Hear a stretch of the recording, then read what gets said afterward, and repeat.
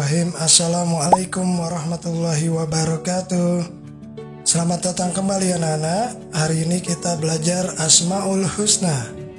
Asmaul Husna adalah nama-nama Allah Subhanahu wa Ta'ala yang baik, yang di dalamnya mengandung sifat-sifat Allah Subhanahu wa Ta'ala. Asmaul Husna berjumlah 99 nama. Semua nama yang ada di dalam Asmaul Husna mengungkapkan dan menyebutkan tentang kebesaran Allah Subhanahu wa Ta'ala. Sebagai umat Islam sudah seharusnya untuk mengetahui, memahami, dan mengimani Asmaul Husna sebagai bentuk keimanan kepada Allah Subhanahu wa Ta'ala. Di antara nama-nama Allah Subhanahu wa Ta'ala yang terdapat di dalam Asmaul Husna adalah Al-Mumit, Al-Hayyu, Al-Qayyum, dan Al-Ahad. Al-Mumit, Allah Subhanahu wa Ta'ala bersifat Al-Mumit, yang artinya yang maha mematikan. Hanya Allah Subhanahu wa Ta'ala yang dapat membuat makhluknya menjadi mati dengan cara mencabut dan mengeluarkan ruhnya dari dalam diri makhluk tersebut. Sifat Allah Al-Mumit ditunjukkan di dalam Al-Quran, Surah Al-Baqarah ayat 258. A'udzubillahi minasyaitonirrajim. Bismillahirrahmanirrahim. Idz qala Ibrahimu rabbiyalladzi yuhyi wa yumit. Artinya, ketika Ibrahim berkata, Tuhanku ialah yang menghidupkan dan mematikan.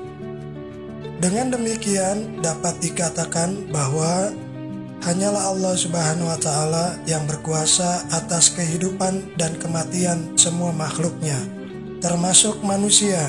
Tidak ada yang berhak mencabut nyawa siapapun tanpa kehendak dan izin Allah Subhanahu wa Ta'ala. Asmaul Husna yang kedua, Al-Hayyu.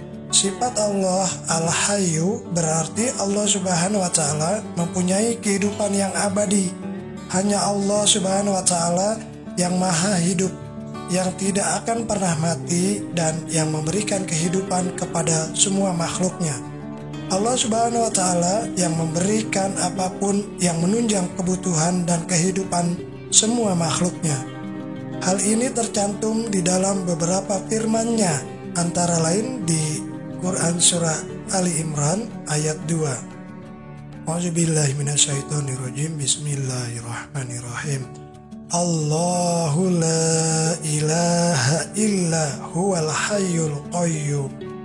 Artinya, Allah tidak ada Tuhan selain Dia yang maha hidup, yang terus-menerus mengurus makhluknya. Pada hakikatnya, kehidupan ini adalah sebuah ujian. Maka seberapa besar amal yang dilakukan oleh kita sebagai bentuk rasa syukur kita atas segala karunia dan kehidupan yang telah diberikan Allah Subhanahu wa Ta'ala. Yang ketiga, Al-Qayyum. Allah Subhanahu wa Ta'ala bersifat Al-Qayyum, yang artinya yang maha berdiri sendiri atau maha memenuhi kebutuhan makhluk.